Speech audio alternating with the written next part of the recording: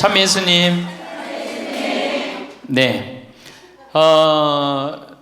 지금 우리 첫 강의 때는 우리가 지금 100년을 사는 시대가 왔다. 100년. 근데 대부분이 인생을 설계하는데 되게 어떻게 하느냐? 20살 때까지 공부하고 30살에 이거 준비해서 장가 가갖고 50까지 자식 다 키우고 60에 인생 설계를 대부분이 끝내요. 그러니까 우리나라는 이 40년 동안의 인생 설계가 자기가 돼 있는 분들이 거의 없어요. 40년 동안 내가 우리 말에 이런 게 있지. 노세 노세 젊어 노세 늙어지면 못 노나니. 그런 노래 있죠. 노세 노세 젊어 노세 늙어지면 못 노나니. 이게 1950년대 나온 노래예요. 근데 1950년대 평균 연령이 46세였어요. 그러니까 늙을 때까지 살았어 못 살았어요? 60 동네에서 아까 말씀드렸듯이 하나둘이에요. 하나둘. 그러니까 노세 노세 젊어 노세 늙어지면 못 노나니. 왜 못 놀아? 빨리 죽으니까. 근데 이 노래가 틀린 노래예요. 어떻게 불러야 되냐? 노세 노세 노세 늙어지면 안 죽나니. 안 죽어. 안 죽어. 그대로 가는 거예요. 그대로. 그러니까 노세 노세 노세 늙어지면 안 죽나니. 그러니까 이제 우리 할머니들은 자식들도 다 키웠고 노동도 끝났고 내가 말했듯이 할러데이 휴가 받은 거. 인생의 휴가. 이 휴가 받은 이 인생 동안 뒷방에 쭈그리고 살 것이냐, 다녀보지 못한 데 다니고 먹고 싶은 거 못 먹은 거 먹고 다닐 거냐는 누가 결정하냐면 할머니들이 결정하는 거예요. 할머니들이. 내가 남은 이 재산을 가지고 정말로 즐겁게 쓰다가 죽을 땐 정말 행복하게 죽을 거냐, 아니면 70부터 90까지 뒷방에 쭈그리고 앉아서 원망만 하고 저주만 하다가 죽을 거냐. 이게 차원이 굉장히 틀린 거예요. 그래서 우리가 인생을 한 번쯤 내 앞으로 20년이 남았다, 30년이 남았다, 이걸 한 번쯤 깊이 생각해 볼 필요가 있는 거예요. 그래서 이제 나이를 먹으면은 이제 뭐가 문제냐면은 외로움이 제일 먼저 찾아옵니다. OECD 국가 중에 우리나라가 노인 자살률이 1위입니다. 잘 사는 나라 중에 1위예요. 잘 사는 나라 중에 1위인데 일본보다 노인 자살률이 2배가 높아요. 일본보다.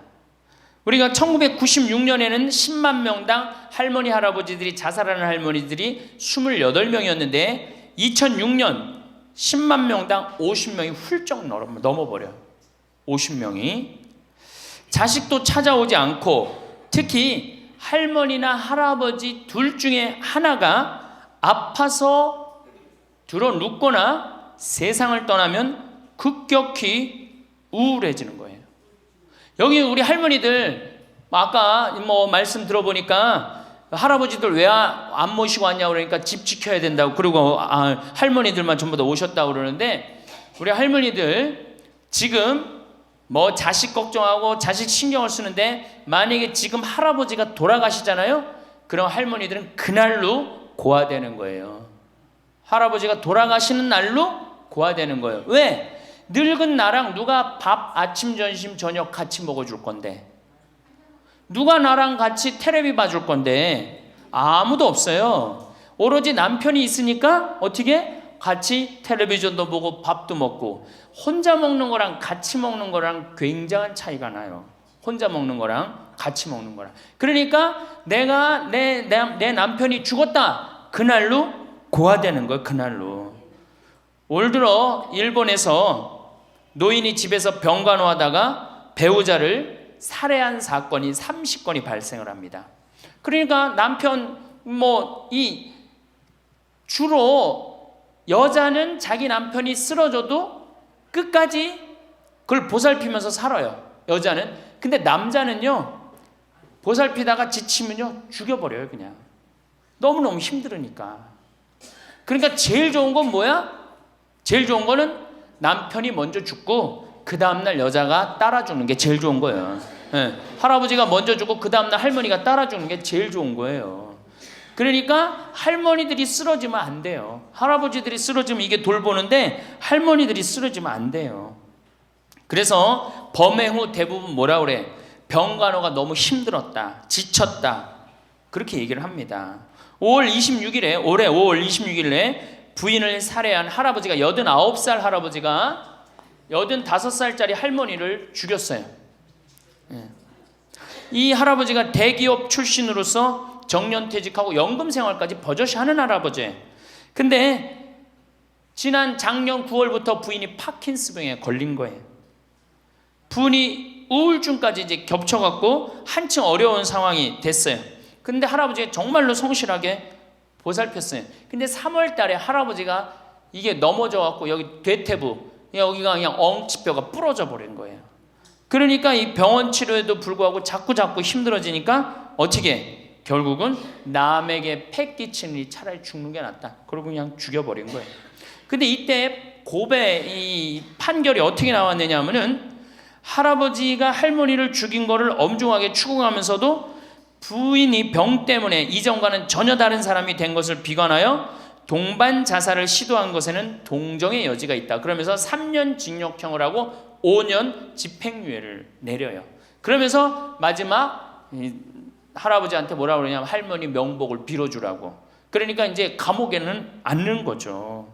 그래서 이제는 정말로 이 노년에 이게 지금 죽느냐 사느냐의 문제야. 외롭고 안 외로우냐의 문제. 이거 외로운 것처럼 무서운 병이 없어요. 제가 여기 생태마을에 혼자 밥 먹잖아요. 사정원에서 혼자 밥 먹어요. 그러면 혼자 밥 먹는 게 뭐가 재밌어요? 작년에 우리 집에 안식년하는 신부님이 2분이 와 계신데 두 분하고 이렇게 밥 먹는데 밥 먹는 시간이 너무 재밌는 거예요. 얘기도 하고 뭐 누구 흉도 보고 뭐 무슨 일 얘기 잘 모르는 정보도 얘기하고 너무 텔레비전도요. 저는 혼자 텔레비전 보면 재밌을 것 같아요? 재미없어요. 나는 우차사나 개그 콘서트를 한 번도 본 적이 없어요. 근데 안식년하는 신부님 오고 난 다음부터 내가 우차사를 1년 내내 봤다니까. 혼자 보고 웃는 건 그거는 정말로 이상하잖아요. 혼자 보고 막 방에서 혼자 깔깔고 미친 거죠. 혼자 보고 웃고. 근데 신부님하고 나하고 안식년한 이용삼 신부님하고 같이 1년 동안 저녁에 우차사를 봐도 재밌고 뭘 봐도 재밌는 거야. 둘이가 그래서 좋은 거예요. 신부 그냥 혼자 밥 세끼 먹고 혼자 저녁에 텔레비전 보고 정말로 그거 쉬운 게 아니거든요. 근데 할머니들은 나는 원래 처음부터 그랬으니까 그걸 어려운 했는데 둘이 텔레비전 보고 둘이 밥 먹다가 어느 날 갑자기 둘 중에 하나가 죽었다. 그럼 그날로 고아되는 거예요. 그 외로운 시간을 자식들이 이해하지 못한단 말이에요. 절대 이해하지 못해요. 그래서 다정하게 와서 아침부터 저녁까지 있었던 일을 얘기하겠어요? 뭘 얘기하겠어요? 근데 우리나라는 이 부부가 60 넘은 부부가 애인같이 살아야 되는데 이건 애인같이 사는 게 아니라 왼수같이 살아. 그래요, 안 그래요? 왜? 우리는 결혼하자마자 어떻게 했어? 자식 키우느냐고 엄마는 정신없이 바쁘고 아빠는 나가서 돈 버느냐고 정신없이 바빴어요. 그래갖고 둘이서 데이트할 기회가 없었어. 연애할 시간이 없었어. 근데 어느 날 갑자기 그래서 우리나라는 안사람 바깥 사람 그랬잖아요. 근데 어느 날 갑자기 바깥 사람이 이게 안 죽으면서 당신이 이제 사회에서 필요 없으니까 어떻게 해라, 집으로 가라. 그래갖고 집에 들어가고 안방에 들어와서 안 사람이 되는 거예요. 평생 사랑한다는 말 한 번 안 하고 다정하게 뽀뽀 한 번 안 했는데 이게 둘이서 같이 사니 이게 집안이 평화로워요? 안 평화롭지?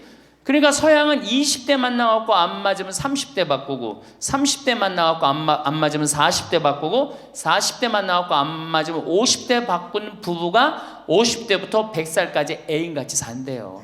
소중함을 알아서. 근데 우리는 20대부터 50대까지 한 번도 안 바꾸는 거야. 한 번도 안 바꾸고 어느 날 갑자기 바깥에서 전심 저녁 먹고 들어오던 사람을 이게 밥 새끼를 다 차려줘야 되니 이게 쉬워요? 쉽지 않지. 그러니까 왼수라고 그러는 거지. 왼수, 애인이 아니고. 방도 어떻게 써?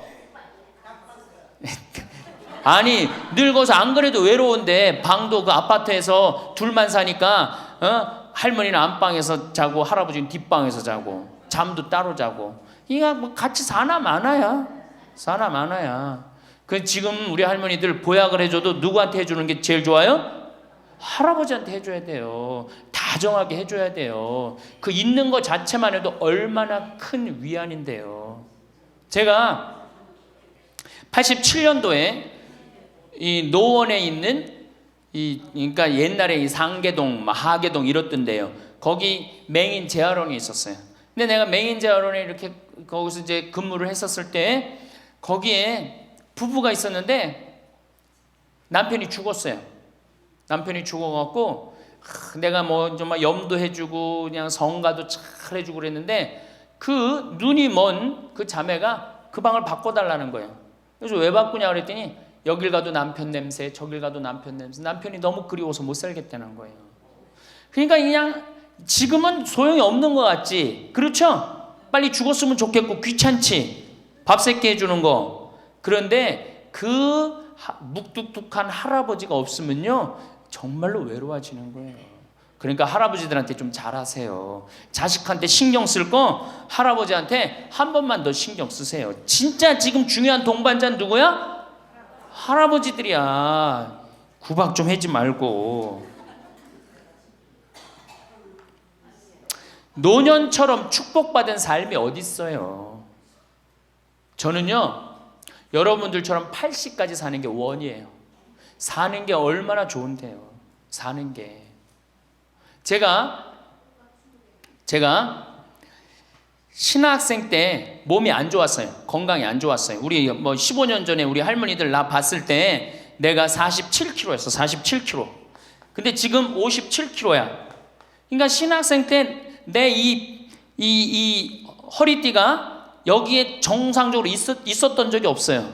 여기 앉아 있으면 여기 어디가 있고 딴 날은 여기가 있고 허리띠가 제자리를 잡은 적이 한 번도 없어요. 그러니까 내 동창 신부들이 이제 내일 모레 오는 호계동에 우리 최영남 신부하고 작년에 나하고 같이 살던 이용삼 신부가 신학생 때 그랬어요. 너 신부 돼갖고 40살까지 살면 이별 여행 가준다 그랬어요. 40살까지만 살아라 이거지. 그때까지 못 살 줄 알았거든. 내일 모레 죽을 것 같이 보였거든요. 그래서 40살까지 살면은 큰 컨테이너 트럭 하나 거기다가 먹을 거 침대 다 해갖고 세계 구경시켜주겠다 그랬어요. 근데 내가 신부가 되고부터 건강해지기 시작하는 거예요. 그러더니 그 비산동에서도 좀 건강해졌는데 이제는 여기 이제 평창에 와서 흙집에서 사니까 완전 건강해진 거예요. 그래서 내 목표가 40에서 바뀌었어요. 80으로. 왜? 이게 건강하고 보니까 사는 게 너무너무 좋은 거예요. 밥도 맛있고 매일매일 이렇게 행복할 수가 없어. 이게 오래 사는 건 큰 축복이에요. 할머니 할아버지들 지금 6.25 전쟁 통해 안 죽었지, 교통사고로 안 죽었지, 암으로 안 죽었지, 지금까지 사는 건 하느님의 은총 축복 아니면 지금까지 못 살아요. 이 좋은 축복의 시간을 어떻게 살아야 돼? 행복하게 살아야 될 거 아니야. 그러니까 이 행복한 방법을 잘 알아야 돼요. 근데 노년에는 스스로 잃어버리는 게 너무 많다고 생각을 해요. 나이를 먹을수록 우리는 더 많은 슬픔을 견뎌야 하고 더 많은 것을 잃는다. 상실은 그야말로 노년의 가장 두드러진 단면이다. 친구들, 친척들, 배우자, 심지어 자녀들이 먼저 갈지도 모른다. 어제 100살 먹은 할머니 얘기를 들어보니까 자식들이 다 먼저 갔다는 거예요. 그러니까 먼저 가는 경우도 있어요. 지금 안 죽으니까. 그럴 때는 그 상실감이 훨씬 더 크다는 거예요. 그러니까 외로움이 점점 나이를 먹으면 먹을수록 증가하는 거죠. 외로움, 고독. 제일 무서운 거예요. 나이 먹어서. 상실은 단순히 죽음만을 뜻하지 않는다. 삶의 모든 측면이 상실의 영향을 받는 듯하다. 상실은 사회적, 경제적인 것에 국한되지 않는다. 그러니까 자꾸 내가 잃어가는 거, 육체적인 상실도 있다. 눈이 침침해지고 독서나 운전이 어려워져서 많은 즐거움을 주었던 활동이 곤란해진다.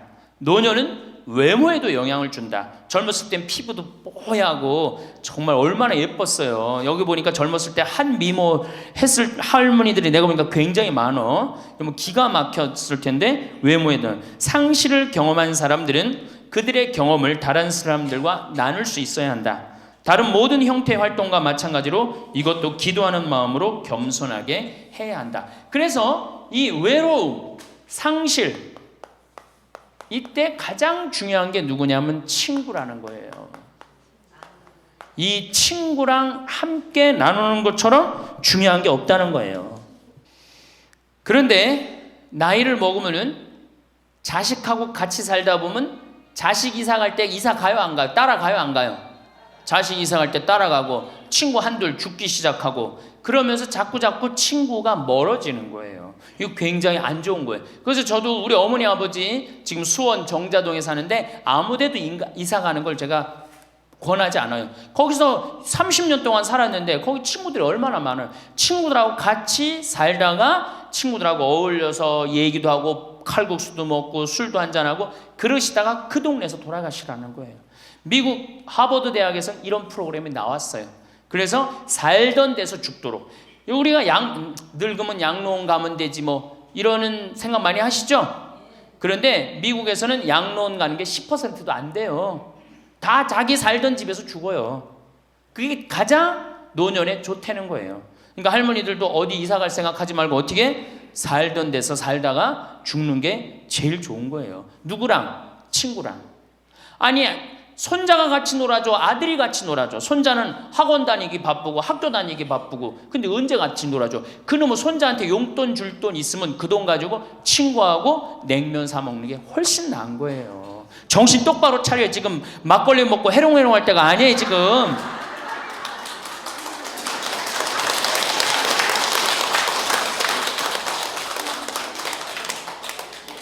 여기 비산동 노인대학 할머니들은 정말 행복한 분들이에요. 왜? 일주일에 한 번 나와서 또래 친구들하고 노래도 하고 아까 보니까 또 막 마당에서 노래하고 막 강의도 안 들어오려고 막 그러다 보니까 이게 얼마나 중요한 건데 일주일에 한 번 친구를 만나서 노래하고 춤도 추고 이게 굉장히 중요한 거예요. 그래서 노인대학 중간에 관두지 마세요. 죽을 때까지 다녀. 죽을 때까지.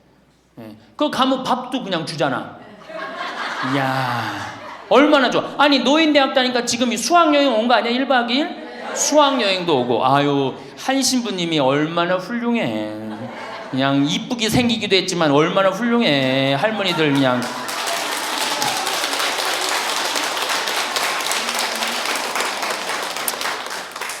그래서 나는 우리나라 교육제도에 불만이 굉장히 많아요. 왜냐? 초등학교 6년 중고등학교 6년, 대학교 4년 배워서 60까지 먹고 사는 거예요. 그렇죠? 초등학교 6년, 중고등학교 6년, 대학교 4년 배워서 60까지 울고 먹는 거예요. 그럼 25에서 60까지. 그럼 보통 한 30살 되면은 한 30년 울고 먹고 사는 거예요.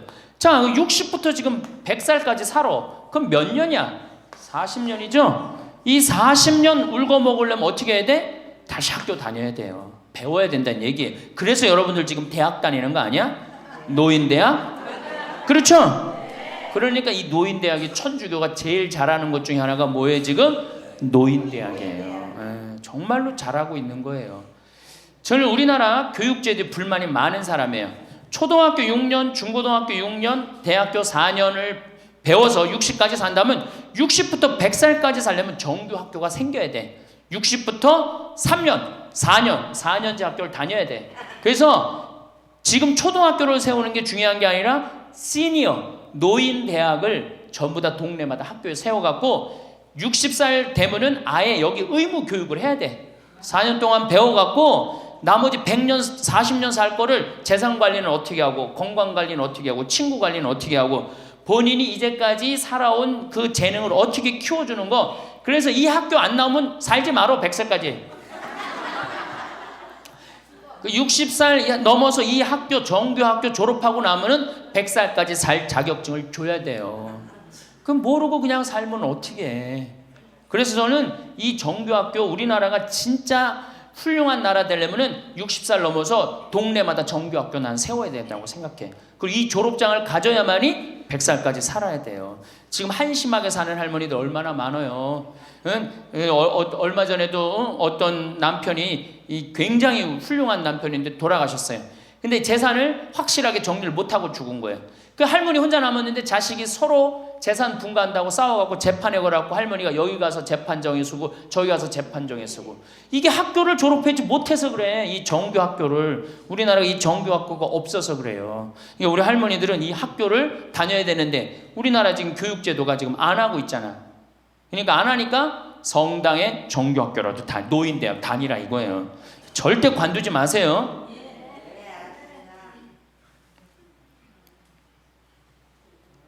호주에서는 다른 사람 절대 안 만난 할머니가 돌아가셨는데 어떻게 6개월 동안 그 할머니가 죽었는지 아무도 모르는 거예요. 그래갖고 6개월 동안 냄새가 하도 나서 보니까 죽은 지 6개월 돼서 그때 발견한 거예요. 자식들도 뻐젓이 다 있는데 자식이 있어도 부모 6개월, 1년 안 차가는 자식 많아요. 앞으로 여러분들도 그럴 거예요. 여러분들도. 진짜 중요한 건 누구야? 친구야, 친구. 그 여기 노인대학에 같은 반에 친구가 안 나오면 전화로도 한 통 해볼 거 아니야. 그럼 죽었는지 살았는지 꼴가닥 죽었는지 어떻게 했는지 알 거 아니에요. 그래서 노년에 가장 중요한 건 친구다. 며칠 전에 능평성당에 70대 된 할머니 할아버지 네 부부가 여기 왔고 2박 3일 동안 놀고 가셨어요. 네 부부가 바나 다 갖고 오고 쌀 반찬 다 갖고 왔어. 그럼 비싸지도 않지. 하루에 뭐 잠자는 거 하면 4만 원 5만 원이면 되니까 그 4일 동안 여기 와갖고 얼마나 근사하게 놀고 갔는지 몰라요. 그러니까 가능한 한 집에서 자주 벼야 돼. 집을 며느리하고 가능한 한 안 마주치는 게 좋은 거예요. 그래야지 며느리도 편안하지. 누구도 편안해? 나도 편안하고. 뒷방에서 쭈그리고 앉아있으면 알아주는 사람 아무도 없다 이거예요. 아무도 없어요. 그래서 뒷방에서 쭈그리고 앉아갖고 방 출입하지 않으면은요, 그렇게 뒷방에 깜깜하게 있으나 관 속에 깜깜하게 있으나 똑같은 거예요. 살아도 살아있는 게 아니란 말이에요. 그 살아있으려면 멋있게 살아있어야 될 거 아니야. 그러니까 놀러도 좀 가고. 이제 그건 내가 4번째 시간에 얘기를 할 거예요. 어떻게 노느냐. 그 방법도 모르니까. 저는 우리나라 지금 주일학교, 우리 수원교구가 이 신호도수가 청소년 신앙의 뭐 활성화인가 그래요. 예, 청소년. 근데 주일학교는 난 참 굉장히 회의적이에요. 왜냐하면 우리나라 교육제도에서요, 신앙생활을 잘할 수 있는 교육제도가 아니에요. 우리나라 교육제도가. 학원 죽으라고 다니고 그렇게 지쳤는데 토요일날 일요일날 겨우 실만하는데 성당 가고 점점 성당이 부담스럽잖아요. 그러니까 주일학교에 있는 돈 없는 돈 다 쏟아넣어. 보좌신부가 그냥 총력을 기울여. 주일학교에 그 6학년 졸업하고 나면은 이놈들이 중고등학교 가면요, 학원 다니고 대학 가야 된다고 성당 다 안 나와요. 그러니까 초등학교가 1000명이면은 중고등학교는 100명으로 줄어들어요. 여기다 뭘 돈을 쏟아넣고 그래. 주일학교 2박 3일 여름 피정 데리고 가는 것보다 진짜 중요한 건 노인대학이야. 노인대학. 노인대학은요, 줄어들지도 않아. 죽지도 않으니까 줄어들지도 않고 그대로 가는 거야. 얼마나 좋아. 그리고 성당 평일미사 다 메우는 사람들 누구야? 할머니 할아버지들 아니야. 주일날 성당 다 메우는 사람들 누구야? 연령 저 초상 남은 거기 갖고 연도 다 바치는 사람들 누구야? 이게 노인처럼 중요한 게 없는 거야. 그러니까 보좌신부는 주일학교 애들을 위한 보좌신부가 아니고 누구를 위한 보좌신부여야 돼? 노인댁을 위한. 이 새파란 신부가 와서 할머니들한테 재롱 피면 좋아 안 좋아? 그냥 우리 할머니들 보좌신부 보기만 해도 좋죠? 근데 왜 그 보좌신부를 주일학교 애들한테 쏟아 넣느냐고. 참 진짜 노인대학이 중요한 거예요. 그래서 우리 할머니 할아버지들 이거 관두지 말고 꼭 열심히 다니세요. 아셨어요? 네. 자, 이제 노년에 첫 번째 외롭다 말씀드렸어요. 외롭다. 예. 두 번째로는 노년에 이 자식들하고 문제예요. 자식들하고 갈등이 생기기 시작해요. 내가 이렇게 많이 쏟아 넣었는데 너는 나한테 해주는 게 뭐가 있느냐. 이렇게 계속 섭섭해요. 근데 사실 자식들도 살기 힘들어요. 생각해봐. 자식들 아파트 청약 보야지. 애들 학원 보내야지. 전기세 내야지. 전화비 내야지. 먹어야지. 그렇죠? 그 자가용 타고 다니면 요즘 기름값 올라가면 기름값 내야지. 아프면 또 병원 가야지. 대충 따져보니까 한 달에 최소한 라면만 먹어도요 150만 원에서 180만 원이 들어가요. 그럼 나 먹고 살기도 힘든데 죽지도 않는 어머니 아버지 오랫동안 계속 잘 모실 수 있어요? 잘 모실 수가 없어요. 그걸 바라는 것도 사실은 미안한 거예요. 그러니까 이제는 내가 나이가 70이 됐다 그러면은 자식은 자식, 내 인생은 내 인생, 서로 분리해서 사는 거예요. 내가 늙어서 자식한테 기대서 자식한테 피해 안 주는 게 결국은 누구 도와주는 거야? 자식 도와주는 거예요. 혹시 여기 할머니 할아버지들 중에, 할머니들 중에 내가 그런 의식이 있다, 내가 늙어서 자식한테 호강을 받아야 되겠다, 이런 의식이 있으면 빨리 버리세요.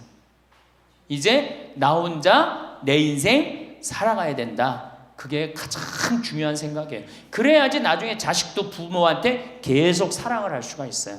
가기만 하면 원망하고, 이번 추석 때도 그런 사람들 많을 거야. 많이 싸웠을 거야. 응? 옆집 할망구는 아들이 와갖고 냉면도 사주고 갈비도 사줬다는데 나는 큰아들이 사줄래나 둘째 아들이 사줄래나 막내딸이 사줄래나, 근데 나한테 사주는 놈 한 놈 없다. 그러면 자식들이 지겨운 거예요. 하루 이틀 그 소리 하는 것도 아니고. 나는요 냉면 먹고 싶으면요 내 돈 주고 내가 가서 사 먹어요. 냉면 먹고 싶은 거 누구만 알아? 내가 지금 냉면 먹고 싶은 거 누구만 알아? 나만 아는 거야. 나만 아니까 누가 나한테 사줘야 돼? 내가 나한테 사줘야 되는 거야. 내가 나한테. 누구한테 그걸 사주기를 원해? 70, 80이 돼서.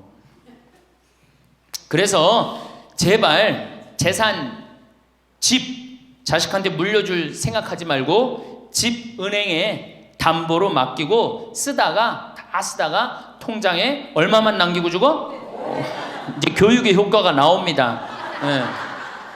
500만 원만 남기고 죽어요. 모자라는 거는 뭘로 충당하면 돼? 부조금으로 충당하면 돼. 그 죽을 땐 어떻게 죽어? 꼴까닥 죽으면 돼요. 자, 미국은 집으로 깔고 있는 게 30%, 금융자산이 70%예요. 할머니, 할아버지들이. 집으로 깔고 있는 게 30%, 금융자산이 70%예요. 그래갖고 70%를 쓰다가 죽어요, 미국은. 우리나라는 집으로 깔고 있는 게 90%, 금융자산이 10%야. 그러니까 뭐 하고 싶어도 돈 있어요, 없어요?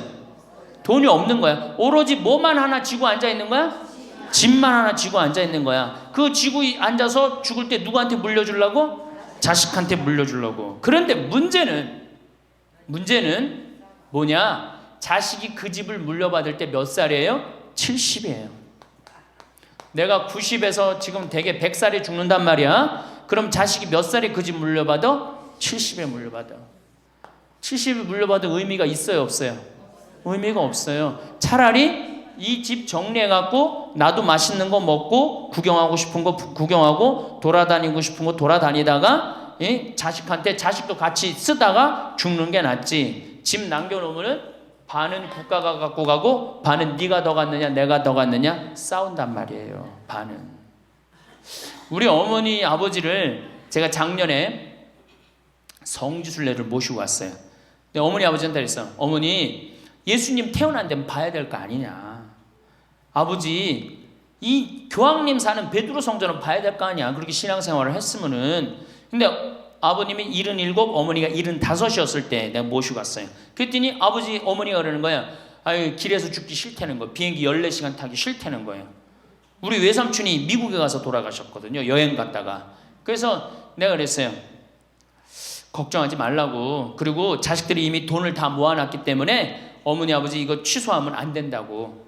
3달 전에 가서 말씀을 드리니 2달 전에 집에 가보니까 어머니 아버지가 손잡고 산에 올라갔다 내려갔다 하더라고. 길에서 안 죽으려고. 한 달 전에 가보니까 여행 옷 다 입고 뭐 운동화도 다 했어요. 제가 여행을 모시고 갔는데 비행기에선 잘 자고 중간에 뭐 2번에 밥 나오네 2번 다 먹고 또 잘 주무시고 성지에 딱 그 순례를 하는데 제일 먼저 일어나고 제일 앞장서서 걸어가고 제일 잘 먹는 거, 잠도 잘 자고. 누가 77이라고 그래요. 그래갖고 토요일날 밤 10시에 집에 들어왔어요. 한국에 들어와갖고 나하고 한 15분이 우리 어머니 아버지하고 성주순례를 갔는데 다음날 10시에 내가 전화를 했어요. 10시에 전화를 했는데 성주순례 갔다 온 분들 다 괜찮은가 확인했는데 다 비몽사몽 전화를 받는 거예요. 40대 50대 된 분들이 갔었는데 근데 집에 전화했는데 어머니 아버지가 전화를 안 받는 거예요. 걱정이 되고 계속 전화를 했는데 2시에 이제 통화가 됐어요. 아유, 왜 전화를 안 받느냐고. 아버지는 약수터에 물 뜨러 가고요, 어머니는 머리하러 가신 거야. 그렇게 13일 동안을 여행을 갔다 오고 다음 날도 안 죽어요. 지금 77, 75 말도 아니에요. 그렇게 모시고 여행을 갔다 왔더니 지난달에 내가 집에 가고 어머니 아버지하고 점심 같이 갈비 먹었어요. 그야말로 갈비를 먹는데 어머니가 그러는 거예요. 신부님, 작년에 신부님이 저기 막 성주순례 유럽 갔다 온다고 여행 가방을 이쁜 걸 사주었는데 집에 그 여행 가방이 이렇게 앉아 있는데 여행 가방이 너무 아깝다고. 저 여행 가방이 또 가자 이거지, 또 가자 이거지. 그래서 제가 그랬어요. 알았다고. 올해는 경제가 어려우니까 내년에 내가 모시고 가겠다고. 그래서 내년 모시고 갈 계획이에요. 왜? 이제는 인생이 휴가란 말이야. 휴가니까 정말로 인생을 즐겁게 살고 좀 하느님께 영광 드리고 감사하면서 살다가 떠날 때 부조금은 어머니 이름으로 부조금이 들어오면 어머니 이름으로 과원에 집 한 채 줘줄 거고, 아버지가 돌아가시면 아버지 이름으로 집 한 채 드리고, 그리고 아무것도 남기지 않고 가시는 거예요. 그게 멋있는 거예요. 그러니까 제발 욕심을 버리세요. 내 자식, 내 새끼 이 욕심을 버려. 우리가 하늘나라를 지향하는 사람들은 아니야? 근데 뭐 이렇게 세상에 욕심이 많아. 하늘나라에 지향하는 사람들이. 그러니까 돌아가실 때는 누구한테 돌아가? 난 이 돌아간다는 말 참 좋아해요. 죽었다는 말보다 돌아간다는 말을 참. 어디로 돌아가? 하느님한테로 돌아가는 거예요. 돌아갈 때는 하느님한테 돌아갈 때는 좀 자신 있게 돌아가야 될 거 아니야. 세상에 다 묻어놓고 그냥 빈털터리로 너 나한테 한 게 뭐 있냐? 난 자식한테 다 주고 왔습니다. 하느님, 내가 고아원 아이들 정말로 정말 엄마 아버지 없는 아이들을 위해서 집 한 채 져주고 왔습니다. 나보다 훨씬 더 불쌍한 할머니 할아버지들 위해서 집 한 채 져주고 왔습니다. 이게 나요? 내가 자식한테 물려주는데 국가가 반 갖고 가고 자식이 갖고 싸웁니다. 지금 이게 나요? 어느 게 나요? 이렇게 얘기해도 집에 가보면은 말짱 노릇먹여요. 자, 그래서 우리 할머니들 제발 내가 자식한테 집 물려준다는 생각하지 말고, 그거 아까 조사해보니까 4억에서 5억 정도 한다며요. 내일 집에 돌아가면 바로 은행에 가세요. 응? 그래갖고 바로 은행에 잡혀갖고 한 달에 2억이면 20년 쓸 수 있어요. 한 달에 200만 원. 그러니까 100만 원씩. 한 달에 100만 원이면 쓸만해, 안 쓸만해요? 쓸만하죠? 예, 그건 뭐 내가 이제 다음 시간에 말씀을 드릴 거예요.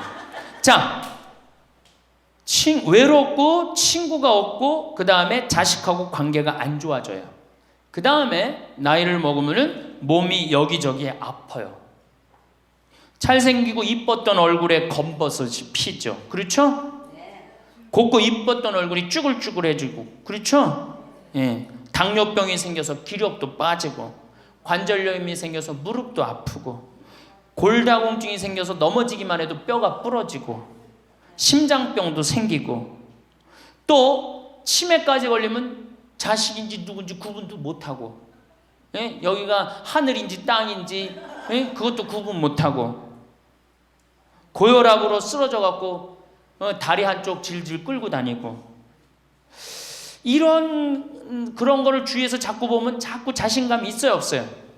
없죠? 그런데 이런 사람들은 극히 드물다는 거예요. 미국의 95%는 건강하게 살아요. 그리고 여기 있는 할머니들은 지금 안양에서부터 여기까지 관광버스 타고 2시간 반 동안 왔죠? 그러니까 여기 있는 할머니들은 적어도 100살까지 전혀 문제없이 살 할머니들이에요. 100살까지. 왜? 지금 근력이면 100살까지 관리만 잘하면 100살까지 산단 말이에요. 관리만. 그리고 살다가 죽을 때는 어떻게 죽을 수 있는 가능성이 많은 할머니들이야? 꼴까닥 죽을 수 있는 가능성이 많은 할머니들이에요. 자, 그러니까 할머니들이 이제 운동을 잘 하셔야 돼요. 그냥 늙었다고 난 늙었다 이걸로 끝나는 게 아니에요. 우리 할머니들, 며느리들한테 섭섭한 할머니들 많죠? 100명이면 99명이 며느리한테 섭섭해요. 100명이. 맞죠? 네. 아유, 솔직해네. 비산동 할머니들이. 왜 내가 100명이면 99명이 며느리한테 섭섭하냐면, 내가 고해성사를 들어보면요, 내가 비산동에 있을 때 16,000명이었지 교우들이. 고해성사 무지하게 많이 들어봤어요. 할머니들이 오면 고해성사의 100%가 다 며느리 욕이에요. 며느리 욕. 뭐 며느리가 얼마나 못되게 한 거 뭐 다 얘기해요. 그럼 내가 뭐라고 그래? 할머니, 요새 젊은 것들이 버릇이 없어서 예의 없이 자라서 그러니까 할머니가 이해하라고. 할머니 며느리만 그런 게 아니라 다 그렇다. 예. 그럼 며느리들은 들어오면 나한테 뭐라고 고해성사할 것 같아? 시어머니 때문에 미치겠다고 그러는 거예요. 시어머니 때문에. 그럼 내가 그 며느리들한테 뭐라고 그럴 것 같아요? 늙으면 다 그러니까 니네 집만 그런 게 아니다. 늙으면 다 그러니까 신경 쓰지 말아라. 제가 그래요. 어쩔 수 없는 거예요. 어쩔 수 없는 거예요. 자, 그런데 할머니들하고 며느리들하고 입장을 조금 생각을 해봐. 자, 우리 할머니들 자식들 키웠을 때, 막 키웠을 때 태어났어. 막 손가락에 꼬무락거리고 막 저기 막 옹알이하고 이뻐요, 안 이뻐요? 아, 이놈이 일어났어. 뻗떡. 그래갖고 걸으면 한 걸음 뛰었을 때 흥분돼요, 안 흥분돼요? 흥분되죠? 걸어. 그럼 기가 막히게 행복하죠? 그 행복은 아마 생각해봐. 기가 막히게 행복했을 거야. 거기다 엄마라고 그래봐. 어때요? 막 죽지. 엄마라고 그러면은 막 죽어. 엄마라고 그러면은. 거기다가 이제 애가 가방 들고 막 학교 갔다가 뛰어왔다 하고, 아, 이놈이 키가 중학교 고등학교 됐는데 나보다 더 커져. 뿌듯해요, 안 뿌듯해요? 이게 키우는 맛이요, 보통 큰 맛이 아니에요. 그런데 반대로 입장을 바꿔놓고 이제 생각을 해보면, 우리 어머니가 70이 됐어. 문을 열고 나오면은 아이고 그런단 말이야. 부모는 자식을 키우는 재미에 정말로 푹 빠져 있지만 자식은 부모가 죽어가는 걸 본단 말이야. 얘야 눈이 좀 안 보인다. 보니까 백내장이 걸렸어. 눈이 또 났더니 얘야 무릎이 아프다. 그러니까 무릎에 여기 그냥 저기 물렁뼈가 다 없어졌고 그 뼈 수술해줬어. 그러니까 문 열고 나오면 아이고 좋아질 가능성이 있어요. 점점 나빠져요. 점점 죽어가는 걸 보는 거예요. 누가 더 기쁠 것 같아? 자식을 키울 때가 기쁠 것 같아? 죽어가는 부모를 보는 게 기쁠 것 같아요?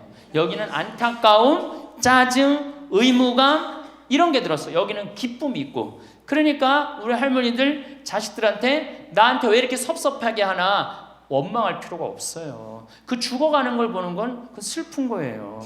그 외로운 거예요. 이게 정말 좋은 건 뭐야? 그 모습을 자식한테 안 보이는 거예요. 따로 떨어져서 사는 게 제일 좋은 거예요. 따로 떨어져서 사는 게. 그러니까 제발 같이 살 생각 좀 하지 마세요. 자식한테 뭐 의지하고 기대하고 산다. 지금부터 피눈물 나는 이야기를 하겠습니다. 제가 평택에서 알고 있던 할머니 한 분이 옛날에 과학 선생님을 했어요. 이 할머니가 나이가 82살인데 글쎄 75살 되던 해에 아들이 꼬신 거예요. 어머니가 살던 아파트 팔고 내가 사는 아파트 팔아서 50평짜리 아파트를 사자. 그래서 75살 먹은 할머니가 그런 생각을 했대. 내가 살면은 얼마나 사나? 살면 얼마나 사나? 여기 혹시 나는 살면 얼마나 사나 그런 생각 하시는 분들 손 들어보세요. 절대 그런 생각하지 마세요. 안 죽어.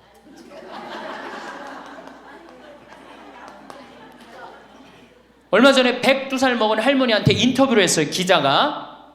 할머니 제일 후회스러운 게 뭐예요? 그랬더니 70살에 그랬대. 내가 살면 얼마나 사나? 내일 모레면 죽겠지. 내일 모레면 죽겠지. 그런 생각을 했대요. 그래서 자식들이 어머니 어디 여행 갑시다. 그럼 내가 살면 얼마나 사는데 무슨 여행이냐. 니네들이나 갔다 와라. 난 여기 있을 테니까. 그러는데 80이 돼도 안 죽더래요. 80이 돼갖고 그런 생각을 했대. 이젠 진짜 내일 모레면 죽을 거다. 내일 모레면 죽을 거다. 어머니 내가 갈비 사드릴 테니까 갈비 니네나 먹으러 가라. 난 내일 모레면 죽을 건데 무슨 갈비가 필요하냐. 그리고 뒷방에 있었다는 거예요. 근데 90이 됐는데 그때도 안 죽더래요. 그래갖고 90이 돼갖고 진짜 내일 모레면 죽을 거다. 진짜 내일 모레. 그리고 100살까지 산 거예요. 이 할머니가. 제일 후회되는 게 뭐냐 그러니까 30년 동안 내일 모레면 죽을 거다. 그리고 뒷방에 앉아있던 게 제일 후회된다는 거예요. 30년이 짧은 세월이에요? 그 30년 동안 돌아다니고 먹고 싶은 거 먹고 만나고 싶은 친구 만나고 노인대학에 나오면 춤 시간도 있죠. 춤도 추고 박수도 치고 그랬으면 그 30년이 축복의 30년이야? 저주의 30년이야? 축복이죠? 근데 그 할머니는 어떻게 사는 거야? 저주의 30년을 사는 거예요. 어쨌든 이 할머니가 내가 살면 얼마나 사나 손자 얼굴이나 보고 자식이나 밥이나 먹고 같이 살아야 되겠다. 그리고 그 집을 팔아갖고 아들 이름으로 다 해주고 들어온 거예요. 들어오는 순간 자식하고 살아요? 누구하고 살아요? 며느리하고 살죠. 며느리가 그동안 시어머니하고 안 살았는데 학교 선생님을 했으니 얼마나 꼬장꼬장해요. 챙견을 얼마나 하겠어. 이거 챙견 저거 챙견. 그래 며느리 미쳐 안 미쳐? 미치죠. 며느리 성당도 나가기 싫은 거. 시어머니 열심히 나가는 성당. 그러니까 어떻게 성당 안 나가는데 성당 안 나간다고 또 욕하고. 그러니까 점점 원수가 되는 거예요. 그러니까 며느리가 나 어머니랑 밥 먹는 거 체하니까 안 된다. 어머니 들어가갖고 방에서 들어가 먹어라. 밥도 같이 못 먹는 거 방에 들어가고 혼자 먹는 거예요. 손자하고 밥 먹으려고 합쳤는데 구박을 받는 거지. 하루는 날 찾아갖고 신부님 머리 좀 만져보라는 거예요. 머리를 만져보니까 혹이 이렇게 2개가 났어. 보온병으로 며느리가 때린 거예요.